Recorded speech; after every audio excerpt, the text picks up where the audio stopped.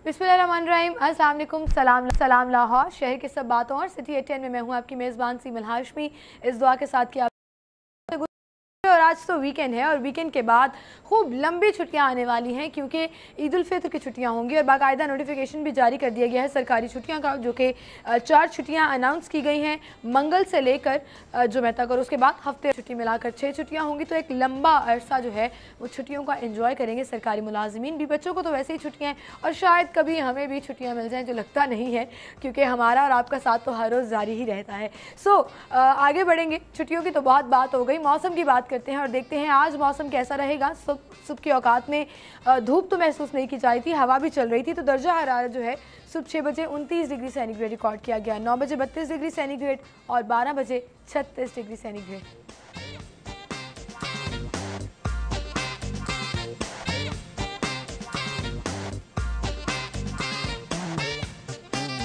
तीन बजे के करीब दर्जा हरारत 33 डिग्री सेंटीग्रेड, 6 बजे 33 और 9 बजे 30 डिग्री सेंटीग्रेड।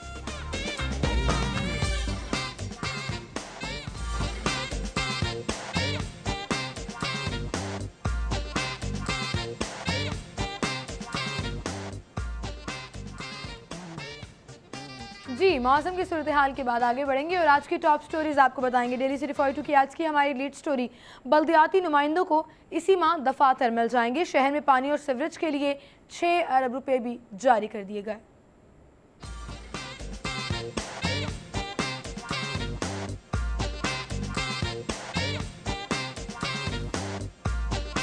सरकारी स्कूलों के नॉन सैलरी बजट में लाखों का हेरफेर, तहकीकात के लिए कमेटियां तश्कील।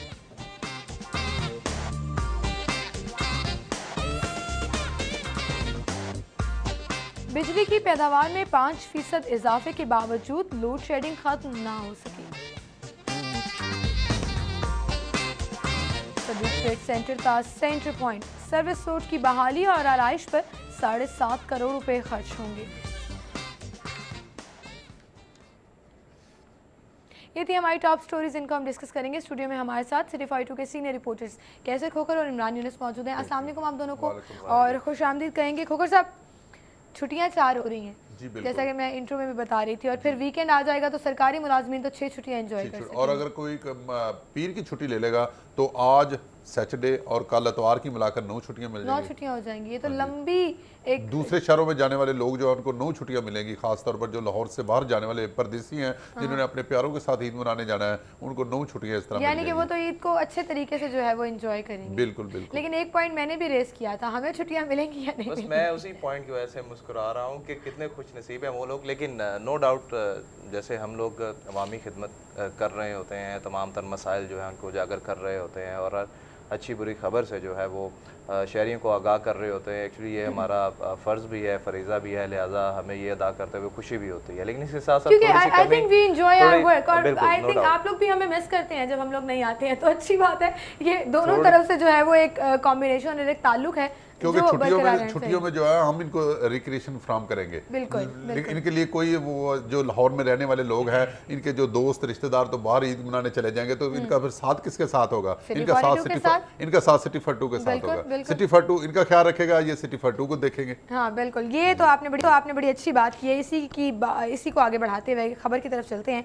आज की सिटी 42 की लीड स्टोरी, बल्दियाती नुमाइंदों को इसी माह दफातर मिलेंगे और शहर में पानी और सीवरेज के जितने भी मसाइल हैं 6 अरब रुपए जारी कर दिए। जी बिल्कुल, इस हवाले से ये डीसी लाहौर ने बड़ा अच्छा कदम किया है कि चीफ सेक्रेटरी पंजाब के हुक्म के बाद जो है और वज़ीर आला पंजाब के हुक्म के बाद जो है बल्दियाती नुमाइंदों को बुलाकर बिठाया गया है, उनको इज्जत दी गई है। उनको ये पहली दफ़ा एहसास हुआ है कि वो मुंतखब हुए हैं, वरना जब से उनका इलेक्शन हुआ था उनको तो उनकी बेगमों ने पहचानने से इनकार कर दिया था कि आया कि वो इलेक्टेड भी हुए हैं या नहीं, और महल्लेदारों ने बातें करनी शुरू कर दी थी। और महल्लेदारों ने बातें करनी शुरू कर दी थी कि आपको कोई पूछते ना उनका अलफ हुआ, ना उनको दफ्तर मिला, ना उनको कोई बजट मिला, ना उनके कोई थाने में सुनता है, ना उनके कोई कचहरी में सुनता है, ना उनके पंचायत में सुनता था। वो एक तरह के सिर्फ वोट हुए और वोट के बाद मामला ऐसा ठप हुआ कि पहली दफा जब डीसी साहब ने उनको बुलाया है तो उनको एक इस तरह का एहसास तहफ़्फ़ुज़ जो है मिला है कि वाकई वो मुंतखब हुआ है। उनके अंदर जो बढ़ती हुई बेचैनी थी कि वो इलेक्ट अवामी नुमाइंदे हैं, यकीनन एक जो इलेक्ट हुआ है उसके साथ 25-30 हज़ार वोट तो होंगे या 25-30 हज़ार की आबादी तो होगी ना, 25-30 हज़ार की आबादी का वो नुमाइंदा है, तो उसको सेवरेज बनाने के लिए, जो सिविक प्रॉब्लम है बनाने के लिए, गली महल्ले के सोलंग बनाने के लिए उनकी मशावरत नहीं ली जा रही थी, उनको बताया नहीं जा रहा था, उनको दफातर ही नहीं मिल रहे थे। तो अब कम से कम ये है कि उनका तो अल्लाह करे ये आस्ता आस्ता मसला हल हो जाए और उसके बाद जो है ना उनको दफातर भी मिले, उसके बाद उनको बजट भी मिले, उसके बाद उनके हम उनसे भी उम्मीद रखते हैं कि वो जिस जोश और जज्बे से मुंतखब हुए थे उसी जोश और जज्बे से वो अवाम की खिदमत भी करेंगे और ताकि उनकी बेगमात जो है वो भी पहचानना शुरू कर जी बिल्कुल। ये तो चले फ़नी बात हो गई, लेकिन अब इसी माह दफातर मिलेंगे और फिर इख्तियारात की मुंतकली हो सकेगी नहीं या नहीं, क्योंकि जब से ये इलेक्शंस होने थे, कैंपेन्स चल रही थी, इलेक्शन हो गए, उसके बाद इख्तियारात मिलते हैं नहीं मिलते, ये एक लंबी बहस है। सो अब दफातर दे रहे हैं तो इसका क्या मतलब है कि क्या पावर्स भी ट्रांसफ़र की जाएंगी? अच्छा सिमर, इसमें 3 किस्म के मसाइल जो थे वो दरपेश थे इन बल्दियाती नुमाइंदों को, जिसकी वजह से ये इनमें काफ़ी इस्तराब जो है वो पाया जा रहा था और किसी हवाले से ये अपनी क़यादत से नाला भी थे, नाराज़ भी थे और अक्सर जो है वो DCO को और कमिश्नर को शिकायत जो है वो भी करते दिखाई देते थे। वो 3 किस्म के मसाइल ये थे कि एक तो जब से ये इलेक्ट हुए थे उसके बाद इनको दफातर जो है वो नहीं दिए गए थे। उसकी बेसिक वजह ये थी कि नए बल्दियाती निज़ाम के तहत यूनियन कौंसिल जो है उनकी तादाद बढ़ा दी गई और ज़िला इंतज़ामिया के पास जो दफातर हैं वो काफ़ी कम थे, जो पुराने उनकी हालत जो है मखदूश है, नए जो हैं वो मौजूद नहीं थे। दूसरी बात ये थी कि जब ये लोग इलेक्ट हुए हैं तो इसके बाद इन्हें इख्तियारात जो है वो नहीं सौंपे जा रहे थे और इन्हें वजह जो है वो नहीं बताई जा रही थी। और तीसरी बात ये थी कि जब भी किसी गली मोहल्ले में कोई सेवरेज का मसला होता था, स्पेशली कल भी जो मुलाकात हुई है उसमें भी इन्होंने जो पानी और सेवरेज के मसले वो बयान किए हैं। जिस इलाके से ये मुंतखब हुए हैं वो लोग इनको कहते थे कि भाई आप हमारे मसाइल क्यों नहीं हल करवाते। अच्छा, उनके पास इख्तियारात भी नहीं थे, फंड्स भी नहीं थे, अगर इख्तियारात होते तो फंड भी होते। तो इस वजह से ये 3 किस्म के मसाइल थे। यही वजह थी कि कल DCO की जानिब से जो है वो एक टाउन के रावी टाउन के जो मुंतखब 34 यूनियन कौंसिल के चेयरमैन, वाइस चेयरमैन और काउंसलर थे उनको बुलाया गया और उनको वज़ीर आला का पैगाम जो है वो पढ़ कर सुनाया गया कि आखिर क्या वजह है कि बल्दियाती निज़ाम जो है वो अब तक लागू नहीं हो पाए, इन लोगों को इख्तियारात जो है वो क्यों नहीं मिल पाए। और कल जो वज़ीर आला का पैगाम जो है DCO कैबिनेट राय मोहम्मद उस्मान और दीगर जो अरकान असम्बली वहाँ पर मौजूद थे, ख्वाजा इमरान नज़ीर और गजाली सलीम भट्ट और शहजाद मुंशी, इनकी जानिब से जो पैगाम पहुँचाया गया उसमें साफ ये मेंशन था कि अदालती केसेस चूँकि अपोजिशन की जानिब से जो है अदालत में पटिशन दायर कर रखी है, स्टे लिया हुआ है इस बल्दियाती निज़ाम के हवाले से, इसी वजह से इख्तियारात जो है वो नहीं दिए जा रहे। तो वज़ीर आला का ये कहना था कि जो ही अदालती फ़ैसला आएगा, नो डाउट ये कोशिश तो यही कर रहे हैं कि हुकूमत के हक़ में आए और उम्मीद भी वज़ीर आला को यही है, उसके बाद जो है इख्तियारात जो है इन बल्दियाती नुमाइंदों को सौंप दिए जाएंगे। तो कल मैंने ये चीज़ देखी कि जो 250-300 बल्दियाती नुमाइंदे वहाँ पर मौजूद थे, वो सिर्फ इसी बात से खुश थे कि आज हमें टाउन हॉल में बिठा कर, जहाँ पे हलफ लिया जाता है वहाँ बिठाकर हमारी जो बातें हैं वो सुनी जा रही है। ये फर्स्ट मुलाकात थी जो कल DCO की और दीगर जो अरकान असम्बली है उनकी बल्दियाती नुमाइंदों से हुई है। और ये सिलसिला चलता रहेगा टाउन वाइज। हाँ, टाउन वाइज ही चलता रहेगा। और अब ऐसा लग रहा है कि वाकई में दफातर भी मिल जाएंगे और चीज़ें जो हैं वो थोड़ी जी इसी माह का ख्वाजा इमरान नज़ीर और DCO ने ये कहा है। और जो मैंने अभी बात की कि सवाल वही पब्लिक यही सोच रही होगी कि दफातर तो इनके पास कम है, तो इतने ज़्यादा लोगों को जो डबल हो गए ना, तो अब ये कैसे इनको दफातर देंगे। तो कल DCO ने वाज़ेह हिदायत जो है वो जारी की हैं। जो एडमिनिस्ट्रेटर रावी टाउन है उनको ये कहा है कि जो पुराने दफातर हैं उनको ईद से कबल उनकी रेनोवेशन मुकम्मल की जाए 3 से 4 रोज़ में, और नए दफातर जो है वो किराए पे हासिल किए जाए बल्दियाती नुमाइंदों को देने के लिए। तो वो इंशाल्लाह इसी माह जो है वो मुकम्मल हो जाएगा। बिल्कुल सही। अगली खबर की तरफ भी चलेंगे नाज़िर, लेकिन उससे पहले एक छोटी सी ब्रेक लेंगे। ब्रेक के बाद दोबारा हाजिर होंगे।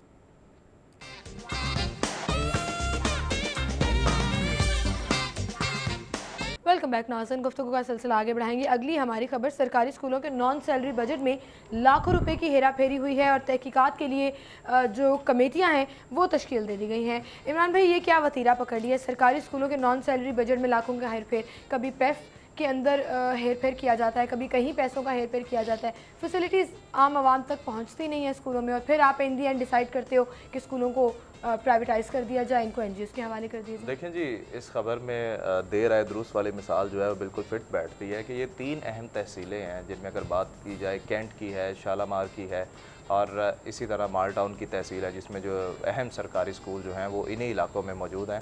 और उनमें जो लाखों की हेर फेर का मामला है वो इस तरह है, क्योंकि ये नॉन सैलरी बजट है, इसमें ठेकेदार जो है कभी भी ये पॉसिबिलिटी है ही नहीं कि ठेकेदार जो है वो कभी खुद जो है वो खुर्द कर सके, तब तक जब तक स्कूल इंतज़ामिया जो है, जिसमें अगर हम वैसे एक जनरल मिसाल दे सकते हैं कि प्रिंसिपल या दीगर जो स्टाफ मेंबर हैं वो इन्वॉल्व ना हो। प्रिंसिपल से ज़्यादा सरबराहान मुलविस होते हैं जो उनसे भी ऊपर के लेवल के होते हैं, क्योंकि जाहिर है उन्होंने भी कमीशन में से कुछ ना कुछ हिस्सा तो लेना होता है। अब एक छोटी सी मिसाल जो है, चूँकि मैं सिटी गवर्नमेंट भी करता हूँ और किसी हवाले से स्कूल एजुकेशन के हवाले से मामला जो है उनको भी देखता हूँ सरकारी स्कूलों के हवाले से।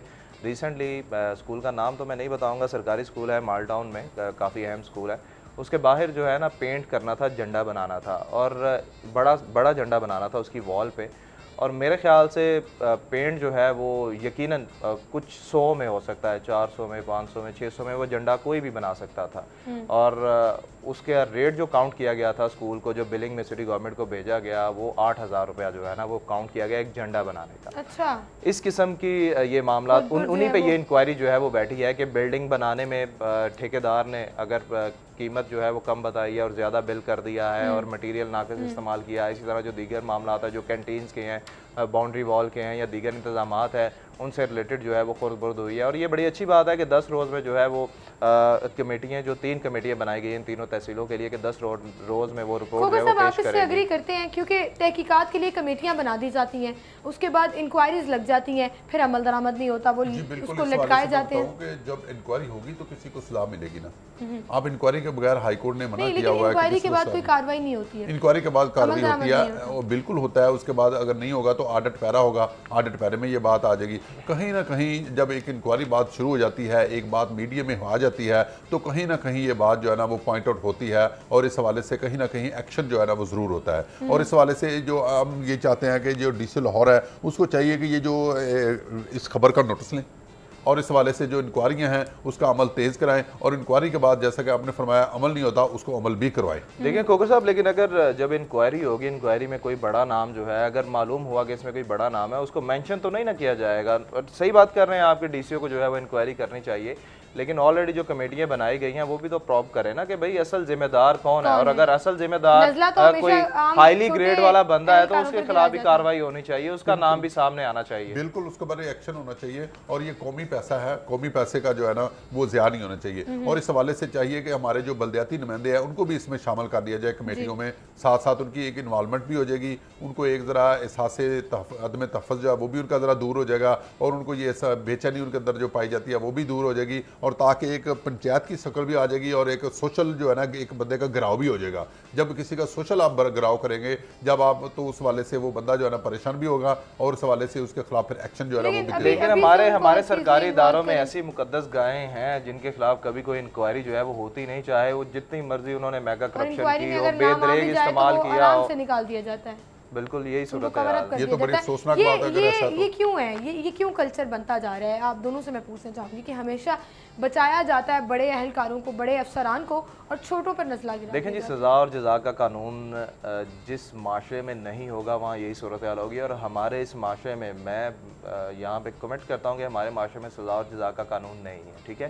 गरीब आदमी के लिए आपके कवानीन सारे मौजूद हैं, लेकिन जो बड़े बड़े मगरमच्छ हैं जो टैक्स नहीं देते हैं या टैक्स चोरी करते हैं या सरकारी फंड्स खा जाते हैं, जैसे कि स्टोरी में बताया गया है, नो डाउट आप ये देखें कि ये कोई आम मामला नहीं है कि स्कूल में लाखों की खुर्द जो है वो बगैर किसी बड़े बंदे के इन्वॉल्वमेंट के हो सकती है, कभी नहीं हो सकती।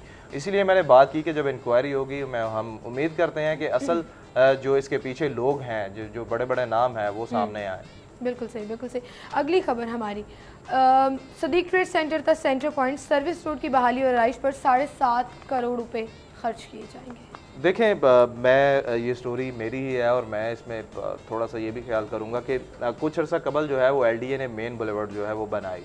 अब देखें, एक बहुत बड़ा प्रोजेक्ट था, इसलिए सिटी गवर्नमेंट ने वो प्रोजेक्ट जो है वो LDA को दिया। जब आपने किसी एक महकमे को एक बड़ा प्रोजेक्ट दिया है तो आपने उससे मुल्हिका जो छोटे छोटे काम है वो उससे क्यों नहीं करवाए ना। अब देखें, आप नो डाउट इसकी ब्यूटिफिकेशन रिहेबिलिटेशन के लिए काम अब शुरू करेंगे, जैसे कि 7.5 करोड़ जो है वो इस पर खर्च आएगा। सेवरेज सिस्टम जो है उसको बेहतर किया जाएगा, दोबारा कारपेटिंग की जाएगी और उसके बाद जो है वहाँ पर टाइलें लगाई जाएंगी, बिल्डिंग्स के जो साइन बोर्ड है उनमें सिमेट्री लाई जाएगी। नो डाउट ये बड़ा अच्छा प्रोजेक्ट है, लेकिन अब दोबारा जो है वो मेन बुलेवार्ड रोड पे जो है वो तरक्याती काम होगा, लोगों को दुश्वारी का मसला। बिल्कुल वही देखना, जब ये रोड बन रही थी कितनी मुश्किलात थी। यही वो लैक ऑफ प्लानिंग है खोखर साहब, जो हमेशा डिपार्टमेंट्स में नजर आई है कि जब भी कोई सड़क बनाई जाती है बाद में जाके कहीं लेस्को को, कहीं सुई गैस को, कहीं टेलीफोन को खुदाई का काम शुरू हो जाता है, खुदाई करना शुरू कर देते हैं। अब जैसे करोड़ों रुपए, अरबों रुपए लगाकर ये जो पूरा सिग्नल फ्री प्रोजेक्ट बनाया गया, अब दोबारा से वहां पर तामीराती काम जैसे कि इमरान भाई ने कहा शुरू हो जाए और बिल्कुल उस पर 7 करोड़ रुपए की जो रकम है, इतनी रकम भी खर्च होती है और 7 करोड़ रुपए से किसी एक जिले की तमाम जो सड़कें हैं उनको मरम्मत किया जा सकता है। इतनी रकम है और इस हवाले से ये एक रोड पर खर्च हो जाएगी। मैं तो ये पहले भी इस बात के हवाले से कहता रहता हूँ कि सारा बजट जो है सिर्फ लाहौर पर खर्च हो रहा है, जिसकी वजह से लाहौर पर सारा आबादी का बोझ आ रहा है। और अब सारे अस्पताल भी लाहौर में बन रहे हैं, नए नए जो स्पेशलाइज्ड अस्पताल है, जैसे किडनी अस्पताल है, ट्रांसप्लांट अस्पताल है, लीवर ट्रांसप्लांट अस्पताल है, वो भी सारे लाहौर में बन रहे हैं, जिसकी वजह से सारे का सारा जो बोझ है वो आबादी का भी लाहौर में पड़ रहा है, वसाइल का भी लाहौर में पड़ रहा है, तरक्याती काम भी लाहौर में पड़ रहे हैं और दूसरे शहरों से आबादी जो है ना तेज़ी से भाग रही है। अभी आप ईद का दिन है, आप ईद के छुट्टियों में आप देखिएगा कि लाहौर शहर के आपको ट्रैफिक बिल्कुल नज़र नहीं आएगी, कहीं ट्रैफिक नहीं बहाव नज़र नहीं आएगा, कहीं आपको सड़कों पर रश नज़र नहीं आएगा, कहीं आपको मार्केटों में बहुत कम रश नज़र आएगा। ये सारे लोग जो है ना वो अपने प्रदेश दूसरे शहरों में चले जाएंगे जो रोजगार के सिलसिले में लाहौर में आते हैं। खोखर साहब अभी बात ये कर रहे थे कि सारा तरक्याती बजट जो है वो लाहौर में लग रहा है। खोखर साहब, जब इस मुल्क के बादशाह जो हैं वो इस शहर में रहते हैं तो सारी तवज्जो जो है वो इसी शहर में होगी ना। खास एरियाज हैं, खास इलाके हैं जहाँ पर ये जनूबी लाहौर में लगता है, शुमाली लाहौर में नहीं आप लगता। अंदरून साइड पर चले जाएं, आप शुमाली लाहौर में चले जाएं, आपको वहाँ से रोज गुजर नहीं होता ना हमारे वज़ीर आला का, हमारी ब्यूरोक्रेसी का रोजाना वहाँ से गुजर नहीं होता। जो हमारे बड़े स्पेशली बड़े बड़े प्रोजेक्ट जो हैं वो इन्हीं एरियाज़ में शुरू होते हैं। अगर आप शुमाली लाहौर की बात करें या दीगर जो बैकवर्ड एरियाज़ हैं उनकी बात करें तो वहाँ पे करोड़ों के अरबों के मंसूबे नहीं होते। करोड़ों अरबों के मंसूबे सिर्फ शहर के लिए बनते हैं, सिर्फ उन्हीं रोड्स के लिए जिनको हमने इस्तेमाल करना होता है, जहाँ से हमारा गुजर होना होता है, जिस पे हमारी वाह वाह होती है और जहाँ से हमें वोट हासिल होना था। क्योंकि आप पॉइंट स्कोरिंग कर सकते हो बड़े बड़े प्रोजेक्ट दिखाकर, लेकिन इसमें पॉइंट ये है कि आवाम की फलाह बहबूद और वेलफेयर के लिए अगर आप काम करेंगे तो आपको ज़्यादा उसका बेनिफिट भी होगा और आवाम की सपोर्ट भी हासिल होगी। और इट्स ऑल अबाउट प्रायोरिटीज़। हुकूमत को अपनी प्रायोरिटीज़ जो है वो सेट करना होंगी। अगली खबर की तरफ चलेंगे और बड़ी इंटरेस्टिंग खबर है, 4000 नए लाहौरियों को टैक्स नेट में शामिल कर लिया गया है। क्या तफसीलात हैं इसकी, इस पर बात करेंगे। छोटी सी ब्रेक लेते हैं, ब्रेक के बाद दोबारा हाजिर होंगे।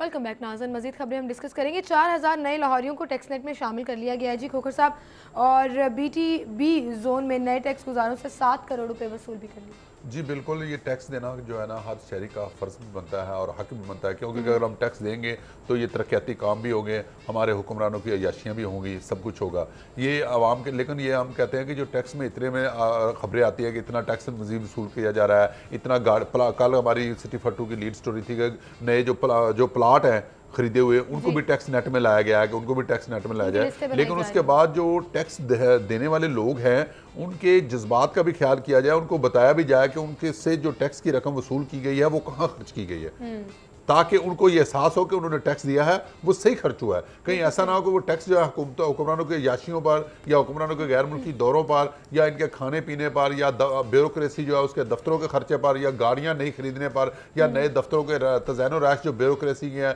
या ब्यूरोक्रेसी और हुक्मरानों के या सियासतदानों के जो है इधर खर्चे में आ जाए। इनके जो टैक्स देने वाले लोग हैं उनका टैक्स जो है उसका एक एक पैसा जो है ईमानदारी से खर्च होना चाहिए और टैक्स जो देने वाले लोग हैं उनको बताया भी जाए। लेकिन खोखर साहब देखें ना कि जिस तरह आप कह रहे हैं कि हुक्मरानों के दौरे जो हैं वो बंद कर दिए जाएं या गाड़ियों पे नई गाड़ियां जो हैं वो ली जाती हैं, उस पे जो है अवामी फंड जो है वो इस्तेमाल किए जाते हैं, ये चीजें तो रुकने वाली नहीं है। क्या इसका मकसद यही है कि अब लोग जो है लोग टैक्स देना बंद कर दें? नहीं, देखना जो लोग टैक्स नहीं देते आपको उन्हें टैक्स नेट में लाने की जरूरत है और ये बड़ी अच्छी बात है।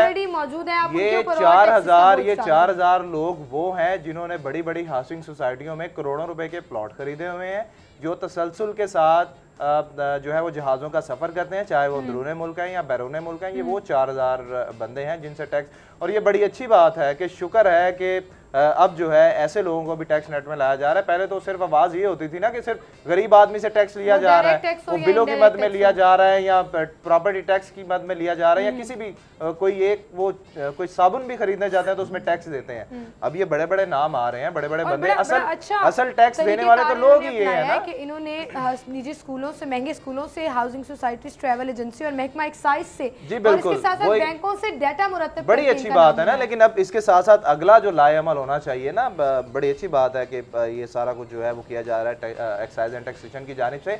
अब जो है वो FBR को ये करना चाहिए कि जो बड़ी बड़ी कोठियां रखने वाले लोग हैं या बड़ी बड़ी फैक्ट्रियां रखने वाले लोग हैं या जो जिनके कारोबार बाहर है, उन लोगों से भी टैक्स जो है वो वसूल किया जाना चाहिए, क्योंकि ऐसे लोगों की भी काफ़ी बड़ी तादाद है। इनके पास खुद FBR के पास खुद ऐसी पड़ी हुई हैं फाइलें जिसमें साफ मेंशन है कि कौन लोग की आबादी वाले मुल्क में सिर्फ लाखों लोग हैं जो टैक्स पे करते हैं, तो क्या आप जी सबसे आपके ज्यादा तो मुल्क में टैक्स जो है ना लोग हैं ही सरकारी नहीं जो- मुलाजिम देते हैं जिनकी तनख्वाहों से कट जाता है। हम भी देते हैं, जबकि हमारी तनख्वाहों से भी कट जाता है। बिल्कुल, खोखर जबकि साहब। ताजर जो हैं, ताजर देखें, इंडस्ट्रियलिस्ट देखें, वो ताजर सबसे कम जो टैक्स देते हैं। अब देखें रोजाना हमारे टीवी पर भी खबर चलती है कि फलां सरकारी मुलाजिम ने टैक्स नहीं दिया या अपना गोशवारा नहीं दिया, उसकी वो नोटिस FBI ने भेज दिया। लेकिन कितने वकीलों को नोटिस भेजे हैं, किसी को शायद बहुत कम वकीलों को भेजे होंगे, कल तो वकील DGITA रेट को कर भी दे। तो नोटिस- बिल्कुल, वकीलों को नहीं भेजते। फिर कितने डॉक्टर हैं, आप इनके क्लिनिक देखें जाकर, रोजाना लाखों रुपए कमाते हैं, रोजाना लाखों रुपए। एक डॉक्टर जो है 1 से 2-3 लाख रुपए महीने का डेली कमाता है, लेकिन उसको कितने नोटिस गए हैं डॉक्टर को, प्राइवेट क्लिनिक उसका जो चलाता है,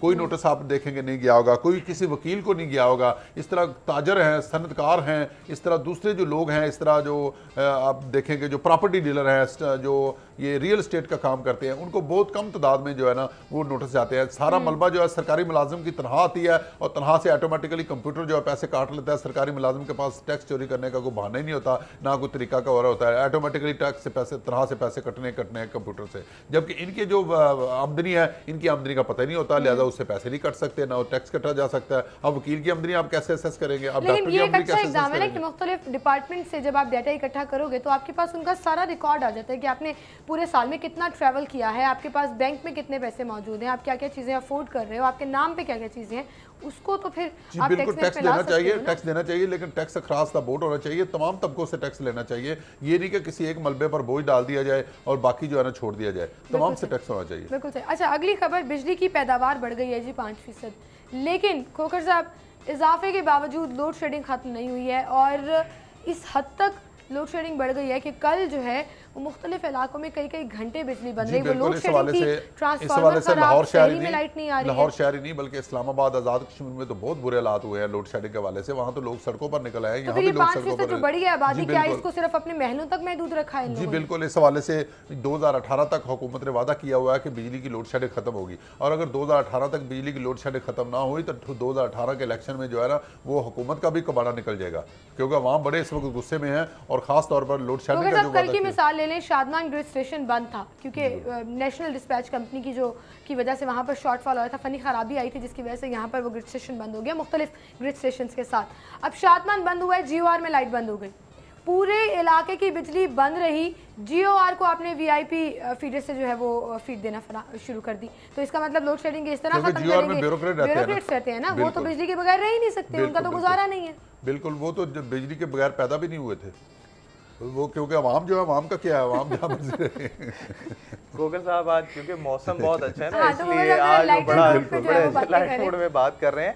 अगर हम बात करें नेशनल ग्रिड की, सिमल फर्स्ट टाइम ये हुआ है कि नेशनल ग्रिड में 43 अरब और 15 करोड़ 40 लाख यूनिट जो हैं वो इस मरतबा आए हैं। 2014-15 में इसकी जो मिकदार थी वो 31 अरब थी, जो कि अब बढ़ के जो है वो 43 अरब हो गई है। देखिए 1% तो कहा यह जा रहा है कि जी बिजली जो है 5% का इजाफा हुआ, उसके बावजूद लोड शेडिंग क्यों नहीं हुई। इसकी असल वजह जो है वो ये है कि जब आपकी ट्रांसमिशन लाइनें जो हैं वही बोसीदा हैं, वही ख़राब हैं। फिर देखें, जब ट्रांसमिशन लाइनें, लोग कहते हैं कि जी ठीक है पुरानी है तो फिर क्या मसला हुआ, लोगों को शायद ये नहीं पता कि अगर एक ट्रांसमिशन लाइन जो है वो बिजली की तस्वीर कर रही है और वो बोसीदा है तो उसमें बात अगर की जाए 12 से 15% तक बिजली जो है वो ज़ाया होती है। देखिए फिर जो है वो ओवर बिलिंग करके लेस्को जो है वो अपने बिलिंग जो है वो पूरी करता है। आप ट्रांसमिशन लाइनों को चेंज नहीं कर रहे, चाहे जितनी मर्जी बिजली बढ़ा रहे हैं, अगर आपकी ट्रांसमिशन लाइनें बोसीदा है, ये इनकी अपनी रिपोर्ट है, अपनी इनकी रिपोर्ट में इंकशाफ हुआ है। बिल्कुल, और फिर यही असल वजह जो चोरी कर रहे हैं उसका मलबा भी आप ओवर बिलिंग की सूरत में डाल देते हैं, तो बुरी तरह नाकाम हो चुकी है। अब 2018 तक पता नहीं क्या उम्मीदें खोखर साहब आप लेकर बैठे हुए, जैसे आपने कहा कि 2018 तक इन्होंने कहा है कि लोड शेडिंग नए नारे तैयार हैं, सियासी नारे। जी बिल्कुल, हमने तो वो जो इलेक्शन में जो मुस्लिम लीग नून के सदर मियां मोहम्मद नवाज शरीफ साहब ने जो वादा किया था, हम तो वो वादे की बात करते हैं जो उन्होंने आवाम से वोट लेते वक्त वादा किया था। जाती तौर पर आपको उम्मीद है? जी बिल्कुल, हम अच्छे की उम्मीद रखेंगे। अच्छा चलिए, देखते हैं 2018 अच्छे की उम्मीद रखेंगे, और अगर नहीं होगा तो फिर हम, हमारा हक जो है वो तो बेल्ट इस्तेमाल करना है। बिल्कुल सही। अच्छा, अगली खबर की तरफ चलते हैं खोखर साहब। साफ पानी की फराहमी पर रवामाली साल 30 अरब रुपए खर्च किए जाएंगे। PID ने जो जायज़ा इजलास है उसमें मुख्तलिफ तजावीज़ जो हैं वो पेश कर दिया है। साफ पानी का मसला जो है वो शहर लाहौर में बहुत बढ़ता जा रहा है। इमरान भाई आपसे शुरू करेंगे। देखिए जी, हर साल जो है वो यही कहा जाता है कि एक तो सालाना बजट में जो है जो पैसे रखे जाते हैं, उसके अलावा भी जो है वो अक्सर जो ख़तो किताबत जो है वो होती है इन महकमों की जानिब से, वाज़ा की जानिब से। असल चीज़ ये है कि आपने 30 अरब जो हैं वो रख तो दिए हैं, लेकिन आप दे कितने रहे हैं उनको। देखें ना, साफ़ पानी, इसका आप नारा लगाते रहते हैं जी, साफ़ पानी की फराहमी हो रही है, ये मंसूबे बना दिए, ये फीते कट रहे हैं। यार आप बजट नहीं पूरा दोगे तो फिर कैसे ये मुमकिन है कि आप शहरियों को साफ़ पानी जो है वो फराहम करेंगे। और अभी भी जो है ये सिर्फ आप ये देखें ना कि सिर्फ ये बयानात ही हैं कि साफ़ पानी की फराहमी पर रवा माली साल 30 अरब खर्च किए जाएंगे। इनसे बंदा ये पूछे कि जो पिछले साल आपने अरबों रुपए रखे थे उनमें से कितने हमने खबर दी थी कि 50% जो है वो भी, हाँ बिल्कुल, आप बजट जो है वो डाइवर्ट कर देते हैं किसी और प्रोजेक्ट में, और वो सो कॉल्ड आपकी प्रोजेक्ट प्रायोरिटीज जो है हेल्थ, सेहत और तालीम, वो तो हमारी इस गवर्नमेंट का मैं कहूँ कि तरजीह रही ही नहीं है किसी दौर में भी। आप ये देखें ना, कई हॉस्पिटल जो है वो ज़ेरे तामीर है, कई सालों तक ज़ेरे तामीर रहते हैं। पानी के प्रोजेक्ट जो है आप इस उम्मीद पे रहते हैं कि जी जायका आएगा या कोई और कंपनी आएगी, वो आकर यहाँ पर काम करेगी, फंडिंग करेगी। बनता कि एक मंसूबे की खातिर आप बाकी तमाम डिपार्टमेंट्स को मुतासर करो। खैर इसी नोट पर मैं आपका भी शुक्रिया अदा करूंगी। खोखर साहब आपका भी बहुत शुक्रिया, आप हमारे साथ मौजूद थे। नाज़रीन एक ब्रेक लेते हैं, ब्रेक के बाद आप अना यूसुफ से हेडलाइंस जानेंगे और उसके बाद प्रोग्राम में दोबारा हाजिर होंगे।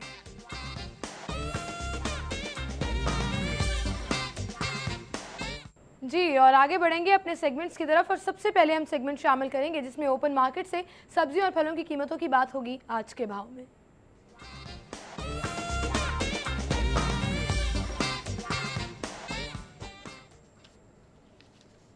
शहजाद खान अब्दाली हमारे साथ मौजूद हैं। शहजाद बताइएगा, सब्जियां और फल किस कीमत पर मिल रहे हैं, और चूंकि अब ईद भी करीब है तो क्या महंगाई को कंट्रोल करने के लिए कोई इंतजामात नज़र आ रहे हैं, क्योंकि अमूमन ईद पर कीमतें जो हैं वो बहुत ज़्यादा बढ़ जाती हैं। आज शहर की ओपन मार्केट में आज मुर्गी का गोश्त जो है वो महंगा हो गया है। 5 रुपये महंगा होने के बाद ये 196 रुपये फी किलोग्राम के हिसाब से ओपन मार्केट के अंदर फ़रोख्त हो रहा है। जो जिंदा ब्रायलर मुर्गी थोक में है वो 129 रुपये और परचून में इसकी कीमत 135 रुपये फी किलोग्राम जो है वो देखने में आ रही है। इसके अलावा आपको बताता चलूँगी, जैसे जैसे ईद उल फितर करीब आ रही है, टमाटर की कीमत में बतदरीज जो है वो इजाफा देखने में आ रहा है, और टमाटर जो है वो लाजमी जुज़ समझा जाता है हर डिश का। इसकी कीमत पर सार्फ ने जो है वो तशवीश का इजहार भी किया है। इसके अलावा आपको बताता चलूँ कि जो आज ओपन मार्केट में ज़िला इंतज़ामिया की जानिब से सरकारी नरखनामा जारी किया गया, इसके मुताबिक जो सब्ज़ियाँ हैं वो 2 से लेकर 4 रुपये तक जो है वो महंगी हुई हैं। जो आलू कच्चा छिलका है वो 33 रुपये, आलू शुगर फ्री 26 रुपये, इसके अलावा जो आलू स्टोर का है वो 19 रुपये। प्याज की कीमत ज़िला इंतज़ामिया की जानिब से 24 रुपये फ़ी किलोग्राम मुतय्यन की गई है। इसके अलावा जो टमाटर है वो 53 रुपये, लहसुन देसी की कीमत 141 रुपये फ़ी किलोग्राम है। इसके अलावा जो लहसुन चाइना है वो 161 रुपये फ़ी किलोग्राम है। इसके साथ साथ जो अदरक चाइना है वो 80 रुपये फ़ी किलोग्राम में फ़रोख्त हो रहा है। इसके अलावा जो भूंगरे हैं वो 36 रुपये फ़ी किलोग्राम के हिसाब से मार्केट में आज अवेलेबल हैं। इसके अलावा खीरा फार्मी 27 रुपये, खीरा देसी 33 रुपये, पालक जो है वो 38 रुपये, पालक 38। इसके अलावा टिंडे जो हैं वो 62 रुपये, लीमू देसी दर्जा अव्वल के अब जाके जो है वो सस्ते हुए हैं जब पूरा रमज़ान जो है वो गुजर गया है। सार्फिन ये शिकायत करते रहे हैं कि लीमू की जो कीमत है वो कदरे ज़्यादा है, इसको ज़िला इंतज़ामिया कंट्रोल करे, लेकिन पूरे माह में तो कंट्रोल नहीं हो सका। अलबत्ता 2-4 रोज़े जो हैं बचे हैं, अब जाके जो लीमू है उसकी कीमत कम होती हुई दिखाई दी है। 99 रुपये। इसके अलावा लीमू जो देसी दर्जा दोम के हैं वो 74 रुपये। मेथी आज मार्केट में दस्तयाब नहीं है। इसके अलावा जो माड़ू है वो 35 रुपये फ़ी किलोग्राम है। लहसुन चाइना जो अव्वल दर्जे का है वो 181 रुपये फ़ी किलोग्राम के हिसाब से आज मार्केट में अवेलेबल है। इसके अलावा आपको बताता चलूँ, दीगर सब्जियों में बंद गोभी जो है वो 44 रुपये फ़ी किलोग्राम के हिसाब से दस्तयाब है। फूल गोभी 53 रुपये, घिया कद्दू 38 रुपये, आम जो कच्चे हैं अचारी वो 18 रुपये, सब्ज़ मिर्च की कीमत 42 रुपये फ़ी किलोग्राम देखने में आ रही है। इसके अलावा जो शिमला मिर्च है वो 53 रुपये, अरबी 62 रुपये, भिंडी जो है वो 41 रुपये, और अब मटर जो है उसकी कीमत में भी आज 6 रुपये फ़ी किलोग्राम इजाफा रिकॉर्ड किया गया, जिसके बाद वो 106 रुपये। और इसके अलावा जो मूली है वो 11 रुपये। टिंडिया फार्मी मार्केट में आज दस्तयाब जो हैं वो नहीं है। इसके अलावा आपको बताता चलूँ, जो घिया तोरी है वो 35 रुपये, गाजर देसी भी आज मार्केट में दस्तयाब नहीं है। इसके अलावा जो साग है वो भी मार्केट में दस्तयाब नहीं है। लसूड़े 25 रुपये फ़ी किलोग्राम के हिसाब से मार्केट में फ़रोख्त हो रहे हैं। हलवा कद्दू 15 रुपये, फलियाँ जो हैं वो 74 रुपये। शलजम की कीमत इंतज़ामिया की जानिब से 33 रुपये फ़ी किलोग्राम जो है वो मुतय्यन की गई है। इसके अलावा आपको बताऊँ कि जो अंडे फार्मी हैं वो 78 रुपये फ़ी दर्जन के हिसाब से मार्केट में अवेलेबल है और जो इनकी पेटी है वो 2280 रुपये में अवेलेबल है। ओपन मार्केट के सार्फिन का सबसे बड़ा ये शिकवा होता है कि ओपन मार्केट के अंदर जो सरकारी नरखनामा है इस पर अमल दरामद होता हुआ नज़र नहीं आता। बारहा सार्फिन की जानिब से शिकायत भी की जाती हैं ग्राम फरोश पर काबू पाने के हवाले से, और जो प्राइस कंट्रोल कमेटियां हैं वो शहर के किसी भी इलाके में हमें फाल होती हुई नज़र नहीं आती। सिर्फ डीसीओ को सब अच्छा की रिपोर्ट जो है वो दे दी जाती है कि इतने लोगों को फ़ाइन कर दिया गया, लेकिन फ़ाइन करने का जो मकसद है वो अभी तक हासिल होता हुआ नज़र नहीं आता कि जो इस सरकारी नरखनामा है इसके मुताबिक जो है वो सब्ज़ियाँ जब सब्ज़ी फरोशों को बेचने के लिए जो है वो आमादा किया जा सके। इस वक्त एक सब्ज़ी फरोश हमारे साथ मौजूद है, उनसे जानते हैं कि इस सरकारी नरखनामे पर आखिर ओपन मार्केट के अंदर जो है वो अमल दरामद होता हुआ हमें नज़र क्यों नहीं आता। आप बताइएगा कि जो ये सरकारी नरखनामा रोज़ाना आता है ओपन मार्केट के अंदर, इस पे अमल दरामद क्यों नहीं होता? आपके ख्याल में क्या वजूहात हैं? सर वो ये बात है कि मंडी में से कोई इसकी तहकीकात नहीं कर रहा। जो जितने रेट दे रहा है वो दे रहा है, कोई तो 300 500 700 लेना लेना जाओ, कोई अमल दराज नहीं हो रहा।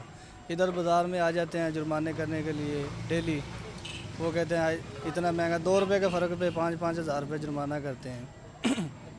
इसीलिए वो मंडी में कोई तवक्कुआत नहीं कर रहे। मंडी में जो बोलियां होती हैं सब्जियों की, जब वहाँ पे कीमत तय होती है तो उस वक्त क्या ज़िला इंतज़ामिया का आपको कंट्रोल नज़र आता है कि कीमतें इसी के मुताबिक आप लोगों को मिलती हैं ताकि आप मुनासिब मुनाफा ऐड करने के बाद इसके मुताबिक लोगों को सब्ज़ी दें? पालक ही देख लें सर, पालक इधर 38 रुपये कितनी है, तो उधर 300 रुपये दड़ी आज मिली है। टमाटर जो है वो 400 रुपये दड़ी मिले हैं। इधर क्या बेचे? इन छोटी छोटी दुकानों पे जुर्माने करने से कुछ नहीं होगा। आपके ख्याल में क्या करना चाहिए डिस्ट्रिक्ट गवर्नमेंट को कि इस सरकारी नरखनामे पर जो है वो अमल दरामद हो? सारफ कहता है कि सरकारी नरखनामे के मुताबिक सब्ज़ी दें। इससे कुछ मिल नहीं रहा, इसका भाई क्या करें? लगाने का ही कोई फ़ायदा नहीं। रेट लिस्ट इसका काम है कि मंडी में काम करें, पाबंदी करें, और सुबह जाते हैं, जो जाते हैं वो उधर से माल लेके वापस आ जाते हैं, सो जाते हैं घर में, कोई पूछताछ नहीं है। टमाटर की कीमत हम देख रहे हैं 38 रुपये थी कुछ दिन पहले, अब तदरीज बढ़ते हुए 40 हुई, उसके बाद 53 हो गई है। मंडी में आज किस रेट पे मिले हैं? 400 रुपये दड़ी, 350 रुपये दड़ी। मैं टमाटर लाया ही नहीं हूँ आज, वापस आ गया हूँ। मैंने कहा ये बेचना ही नहीं है। यानी कि आपको जो है वो आपके हिसाब में नहीं आए टमाटर? अभी थोड़ी देर बाद में जुर्माने वाले आ जाएंगे, वो कहेंगे क्या रेट है, वो इधर से 38 रुपये क्या भाव है, वो कहेंगे वो रेट दो, हम नहीं दे सकते। इस सब्ज़ी फरोश की गुफ्तगू आपने सुनी। इनका ये कहना है कि सरकारी नरखनामे पर तब तक अमल दरामद मुमकिन नहीं है जब तक जो बड़ी मंडियां हैं उनमें कीमतों के मैकेनिज़्म को कंट्रोल नहीं किया जाता। आमतौर पर ये प्रैक्टिस दोहराई जाती है कि जो ग्राम फरोशी को रोकने के लिए बड़े बड़े दावे किए जाते हैं, उन दावों की अमली तकमील के लिए जो है वो प्राइस कंट्रोल कमेटियाँ फाल होती हैं, ओपन मार्केट के अंदर आती हैं और जो है वो जुर्माने करके सब अच्छा की रिपोर्ट देने की कोशिश की जाती है, लेकिन इसकी जो वजूहात हैं वो तलाश नहीं की जाती। जब तक इनकी वजूहात जो है वो असल वजूहात जो हैं उनको तलाश नहीं किया जाता, उनका सीधे बाब नहीं किया जाता, तब तक ओपन मार्केट के अंदर यही सूरत हाल चलती रहेगी। जो आम मार्केट का सारफ है उसको इस सरकारी नरखनामे के मुताबिक सब्ज़ी जो है वो मैसर नहीं आ सकेगी, और दूसरी जानब जो प्राइस कंट्रोल कमेटियाँ हैं वो अपनी कारकर्दगी इस तरह से शो करती रहेंगी कि शहर में इतने लोगों को फ़ाइन कर दिया गया, इतने लोगों को जो है वो जेल भेज दिया गया। तो इससे मसला हल नहीं होगा। मसला तब हल होगा जब बड़ी मंडियों में कीमतों के मैकेनिज़्म को कंट्रोल किया जाएगा। इस सरकारी नरखनामे के मुताबिक इन सब्ज़ी फरोशों को जो ओपन मार्केट के हैं, जो लोगों को सब्ज़ी रोज़ाना की बुनियाद पर फराहम करते हैं, इनको जब वहाँ से सरकारी रेट्स के मुताबिक सब्ज़ियाँ मिलेंगी तो तभी जाके ये मुमकिन है कि आम आदमी को, आम सारफ को जो है वो खसूसी तौर पर जिसका दावा किया जाता है ज़िला इंतज़ामिया की जानिब से, उसके मुताबिक रिलीफ मिल जाए। जी बहुत शुक्रिया शहजाद खान अब्दाली आपका। आगे बढ़ेंगे ज़ैनत शॉप पर नाज़रन, अगर आप जा रहे हैं तो वहाँ से बीफ आपको मिलेगा 490 रुपये किलो में और मटन है 840 रुपये में।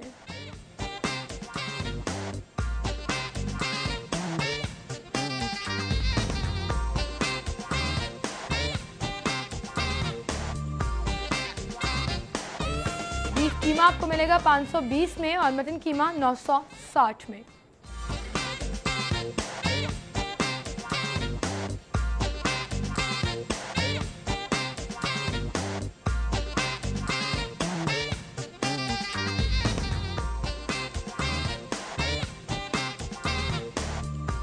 गवर्नमेंट रेट के मुताबिक जिंदा मुर्गी आपको मिलेगी 135 रुपये में और उसका बना हुआ गोश्त 196 रुपये में।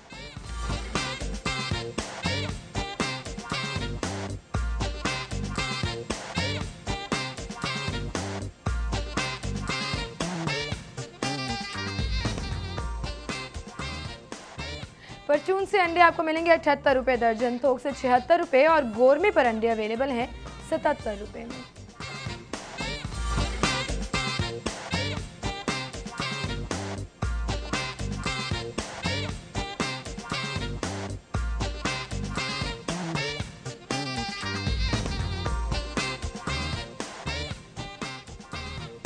और इसी के साथ नाज़रीन यहाँ पर एक ब्रेक लेंगे, हमारे साथ रहिएगा।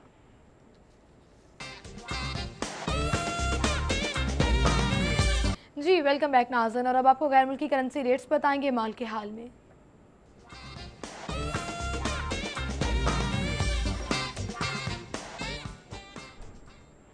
माल के हाल में सबसे पहले अमेरिकन डॉलर है, कीमत खरीद 104.95, कीमत फ़रोख्त है 105.20।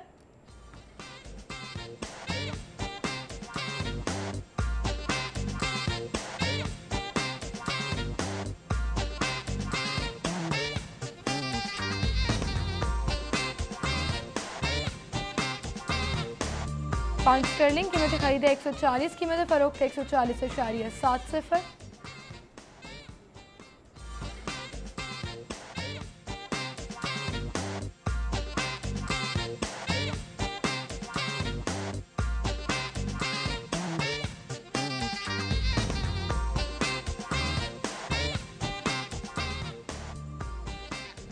यूरो की कीमत खरीद 115.50, कीमत फ़रोख्त है 116।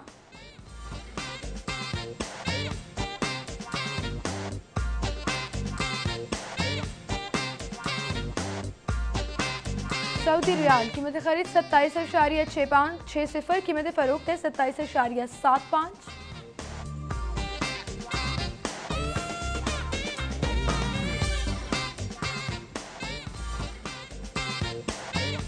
यूएई दिरहम कीमत खरीद 28.35, कीमत फ़रोख्त है 28.50।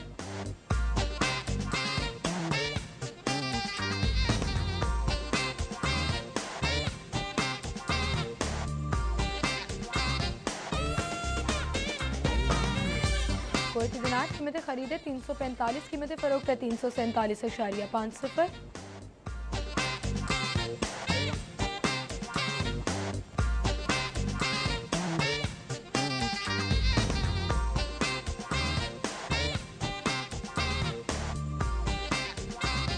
ऑस्ट्रेलियन डॉलर कीमत खरीद 77.10, कीमत फ़रोख्त है 77.55।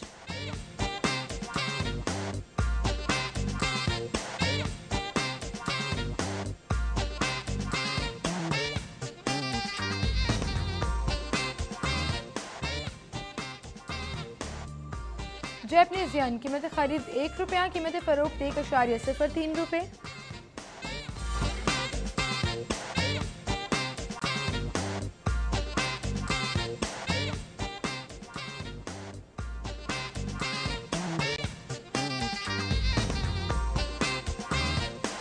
स्विस फ्रैंक कीमत खरीद 106.15, कीमत फ़रोख्त 107.05।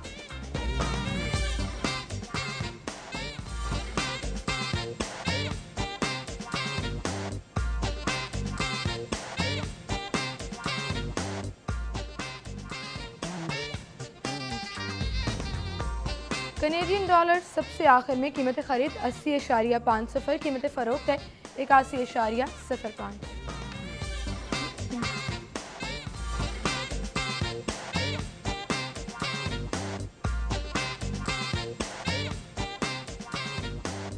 जी और आगे बढ़ेंगे, सेल्स और प्रमोशंस आपको बताएंगे बचत बाजार में।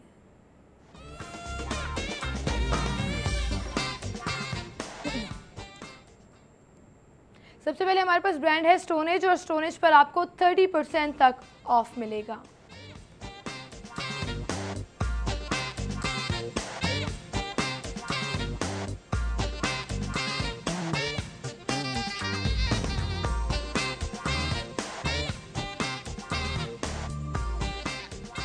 मेट्रो शूज 25% तक ऑफ मिलेगा।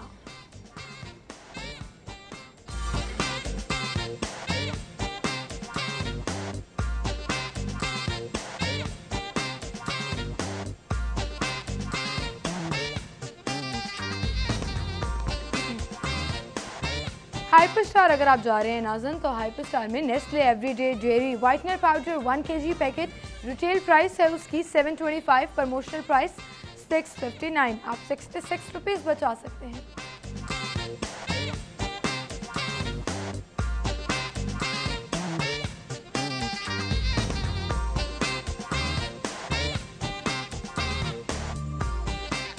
मिचल्स tomato ketchup 800 grams, retail price 190, promotional price 165। आप 25 रुपीज़ बचा सकते हैं।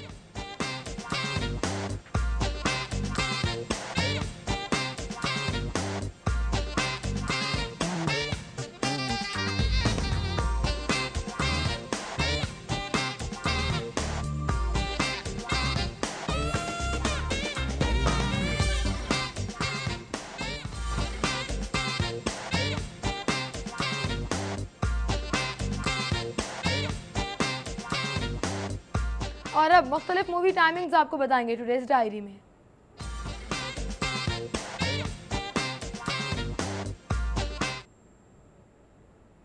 जी, सबसे पहले द कॉन्जरिंग 2 3:30 बजे, 9:15 बजे वोक टावर सुपर सिनेमा 1 में लगी हुई है और सिनेस्टार में 9 बजे और 3 बजे।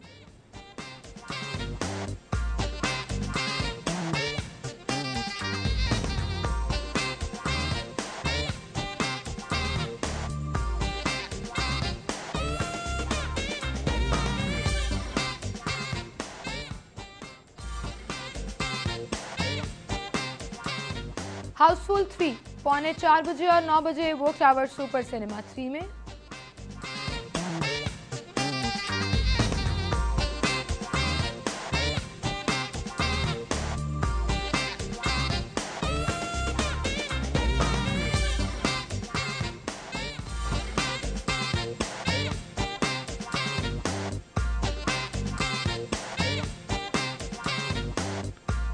नाउ यू सी मी 2 11:30 बजे वोक टावर सुपर सिनेमा 3 में।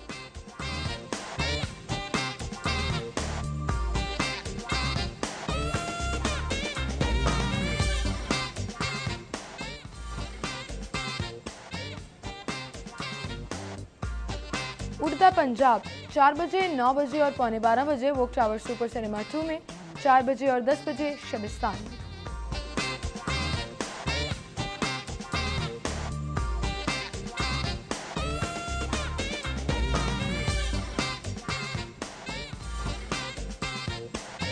और इसी के साथ नाज़रीन यहाँ पर एक ब्रेक लेंगे। ब्रेक के बाद आप हम प्रोग्राम में सेगमेंट शामिल करेंगे मेरा शहर लाहौर। हमारे साथ ही रहिएगा। मेरा शहर लाहौर में आज हमारा टॉपिक है लाहौर में बच्चों की पहली लाइब्रेरी, और इसको डिस्कस करेंगे। हमारे साथ स्टूडियो में मौजूद है राव जावेद इकबाल साहब। अस्सलाम वालेकुम राव साहब। जी वालेकुम। क्या हाल चाल है आपके? जी अल्लाह का शुक्र। राव साहब, लाहौर में बच्चों की पहली लाइब्रेरी कब तामीर की गई और कहाँ पर थी? ये ब्रिटिश पीरियड में जो है 1927 में ये लाइब्रेरी लाहौर में कायम हुई थी, और ये लाहौर की पहली लाइब्रेरी और हिंदुस्तान की दूसरी लाइब्रेरी थी। इससे पहले कलकत्ता में 1925 में बच्चों की लाइब्रेरी कायम हुई थी, और ये लाइब्रेरी बैरून दिल्ली दरवाज़ा, जिस जगह के हज़रत शाह मोहम्मद गौस रहमतुल्लाह अलैह का मज़ार है, उसके साथ एक 2 मंजिला इमारत थी। और उसमें पहले से एक लाइब्रेरी थी जो शमसुल उलमा मौलवी मोहम्मद हुसैन आज़ाद जो थे उन्होंने बनाई थी। और उस लाइब्रेरी के एक हिस्से में 1927 में जो है ये चिल्ड्रन लाइब्रेरी बनाई गई। जी। अच्छा, तो फिर अब जो लाइब्रेरी के औकात और पढ़ाई का तरीक़ेकार उस वक्त क्या हुआ करता था? उस वक्त एक तो ये था कि सिर्फ 2 घंटे के लिए ये लाइब्रेरी खुलती थी, शाम 4 से 6 बजे तक। और उसकी वजह ये थी कि पहले टाइम जो बच्चे स्कूल में जाते हैं तो वो बच्चे यहाँ आए, स्कूल से जो फारिग होते हैं वो आए। अच्छा। और इस जगह पे मुख्तलिफ़ ज़बानों की उस वक़्त किताबें थीं, जिनमें उर्दू, हिंदी, अरबी, फ़ारसी ये और अंग्रेज़ी, इन तमाम ज़बानों में बच्चों के लिए किताबें रखी गई थी। और एक मैजिक के ज़रिए एक तमाशे या खेल किए जाते थे, बच्चों को दिखाए जाते, ताकि बच्चे जो हैं वो लाइब्रेरी आने के लिए उनको रग़बत हो और वो लाइब्रेरी आएँ। दूसरा ये था कि जी एंटरटेनमेंट का। दूसरा ये था कि उस वक्त ग्रामोफोन था, तो उसके ज़रिए भी जो है वो तालीम दी जाती थी। तो इस तरह से बच्चों को, ताकि वो उनकी दिलचस्पी बढ़े और वो इस लाइब्रेरी में आएँ। बिल्कुल तो जी इस तरह से ये अच्छा, था। ये इस तरह से सिस्टम चलाया जाता था और मेरे ख्याल से एक अच्छा तरीका था कि अच्छा आप एक तरीका था, और उस entertainment- वक्त बच्चों में ये लाइब्रेरी सिस्टम डेवलप करने के बिल्कुल लिए। सही। अच्छा, उस वक्त लाहौर में कितनी चिल्ड्रन लाइब्रेरीज हैं? इस वक्त जो है वो लाहौर में एक ही चिल्ड्रन लाइब्रेरी है, लेकिन ये जो लाइब्रेरी थी जो 1927 में बनी, ये 47 में जिस वक्त पाकिस्तान बना है तो उस वक्त ये ख़त्म कर दी गई, क्यों? शायद फंड्स की कमी की वजह से। अच्छा। तो ये लाइब्रेरी ख़त्म कर दी गई और उसी जगह पे एक लाहौर म्यूनसिपलिटी की तरफ से एक लाइब्रेरी बनाई गई, और जो म्यूनसिपल लाइब्रेरी थी उसमें इस बच्चों की लाइब्रेरी को ज़म कर दिया गया।